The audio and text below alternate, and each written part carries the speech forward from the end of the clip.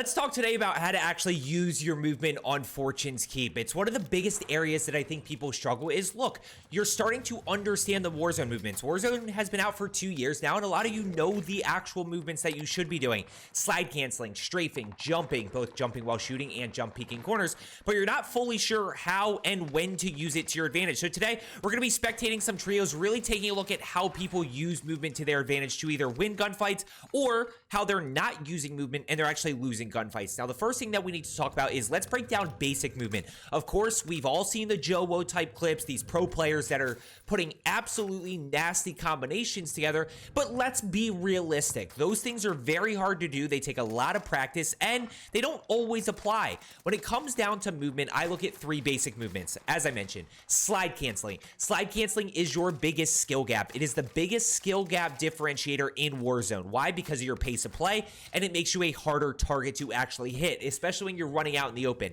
The second is going to be strafing. Great for 50-50 fights.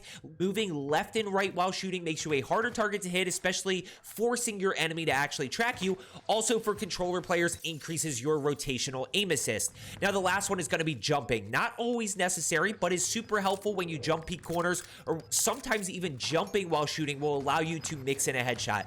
So let's go ahead and see what is going on here. We are going to be spectating this trios game, paying attention to how they're using movement, paying attention to really everything, but like I said, really focusing on that movement. Now, gameplay strategy, they're in duo trios. They don't really have enough. We're in a hot area of the map in Winery. As I've kind of mentioned a few times now, Winery, Keep, and Town are our 3 main POIs, our 3 main areas that people are going to drop. And from there, rotations generally go towards that grotto in that town area. Now, I don't hear anybody else around. They should be looting for loadout, which is exactly what they're doing. This is kind of a common thing that I've seen in Fortune's Keep where, you know, it's really actually kind of tough to get loadout, especially because there's not a lot of POIs, so you get a lot of teams landing in the same spot. You've still got 10 other teams up. Very healthy lobby. How can I be cracked on console? Yeah, one of the biggest questions, and I'm doing this live on stream, so I'm also taking questions from chat right now, which is, how do you get cracked movement on console? You have to trust yourself. Trust that console movement and PC movement are the exact same. So you are moving the exact same speed, whether you are on console or PC. The reason that console players look slower or PC players look faster is simply because of the field of view. Because it's more zoomed out, it makes it look a little bit quicker, but trust that on console, you are moving the exact same speed. Definitely want to go get loadout here. You can see him slide canceling, so you know that is a good start. You can kind of tell, you know, not always how sweaty a player is, but you know how they use movement based on their slide cancels. Are they slide canceling efficiently? And why slide canceling is so important as well is just that pace of play. Allows you to get from point A to point B a little bit quicker. Allows you to not be out in the open as long. So they're going to grab loadout. They, of course, have the free loadout straight ahead, which is a huge advantage for them. If one of them dies and the other one lives, they're able to fly back in on that loadout. Now, this looks like he's got the well gun, which I think he picked that back up off the floor. He may not have a ton of guns leveled up. They also have enough for UAV, so they should be popping UAV right here, figuring out where to push. It's somewhere that I think a lot of you continue to struggle and really need to work on, is having that cache awareness, understanding when to buy a UAV and when not to buy a UAV. So we got a UAV up right here. You know, he obviously had that cache awareness. Now you really need to start to push. Do I get the mini-map when... Yes, I do. So look at all these people over here. I am really looking kind of at this area right now. Why? Those enemies are very spread out. And, you know, this guy should be a free kill. That should be a free one-on-one. So this is just another example, slide canceling from point A to point B, right? He's able to push up here a little bit quicker than if you don't slide cancel, allowing him to take advantage of that UAV. We want to act on that UAV as quick as possible and really take advantage while we have that information. They got to be like down below, all the way down below probably. Watch over to your right. Notice that he's moving a little bit. That's good movement. And I want to see how he actually plays out 50-50 situations. There's 2 teams over there, so you really got to be careful here. Really be strategic.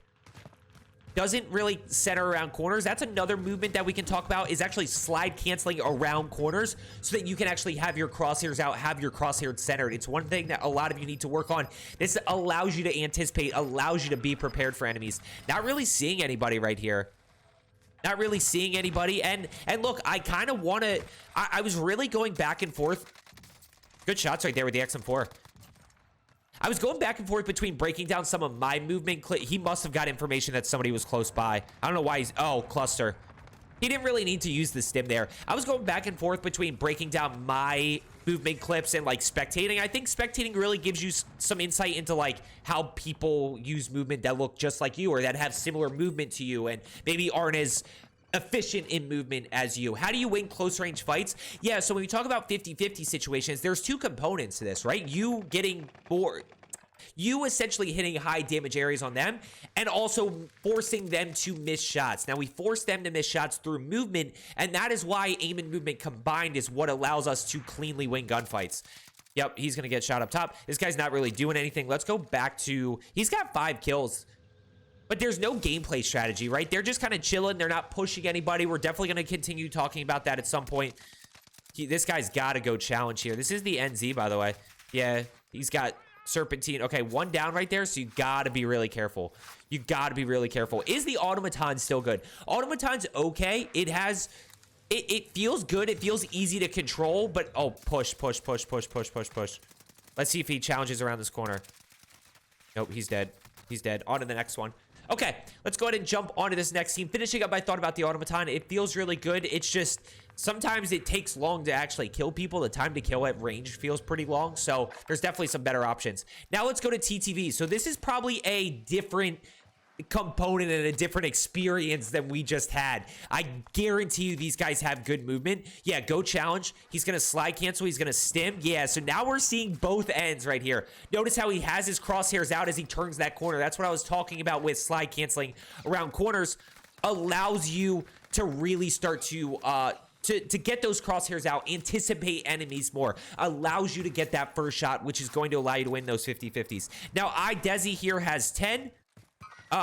Flabbergasted has 5, and Demonic Monkey has 8. So let's go ahead and stick with Desi here for a second. Is it? Oh, it's J Desi, not I Desi. Sorry. Okay, so he's gonna go ahead and push in. Watch how he centers around corners here. Let's see how he centers around this corner to his left if he pushes in this way. Right? Crosshairs are out. Watch how he centers up the stairs when he pushes up. I can already tell that he's gonna do it. Center, center, center.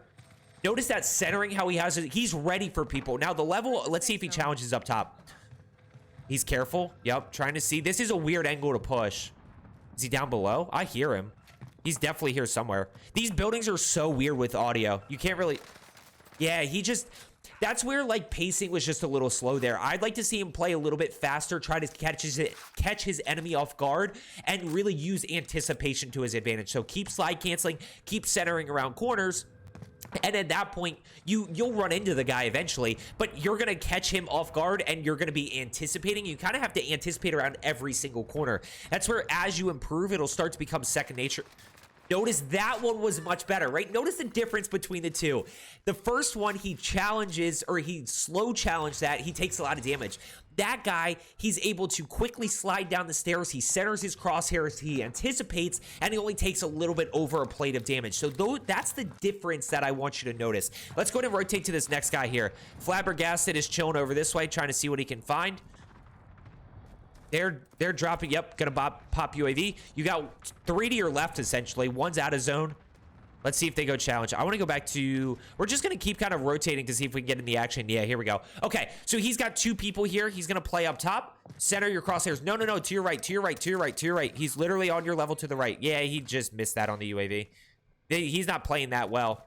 Flabbergasted was kind of flabbergasted by that. No, you got to anticipate those 2 people, especially since they're on radar. There's one. Immediately go challenge the next one. Good shots. Yep, he hits all headshots there. So he's got 8.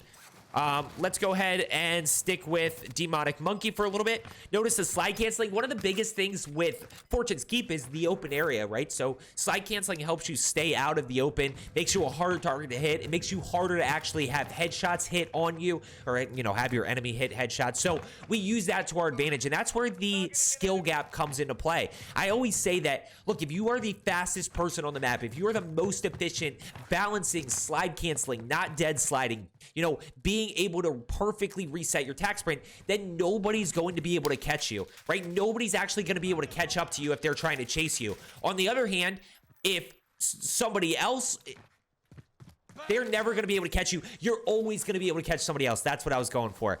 they're not going to be able to catch you. You're always going to be able to catch them because you're going to be faster than them. That's where we start to really look at why slide canceling is so important. As you start to use it efficiently and use it to your advantage, they're still chilling up here. Hit your shots, hit your shots, hit your shots. You can actually fly over that way. He should push over. Oh, right above. Notice that little bit of strafing allows him to take a little bit less damage. Look how much damage he took. A little over 2 plates, right? Well, he probably should have taken more, and it felt like he took more, but he didn't because he was able to strafe there. Is bunny hopping useful? Bunny hopping is most useful when an enemy is holding a corner and you are jump peeking that corner. So if an enemy's just holding it and you got to go challenge that person and you are going to jump peek that, it's most beneficial to throw in that extra bunny hop. You're essentially going to skip across the air. It's going to be really tough to track you. But at the end of the day, it's not a necessity. It's just kind of a bonus that you can use to your advantage if you can use it efficiently. Now, let's go see where we've got one left. Monkeys here.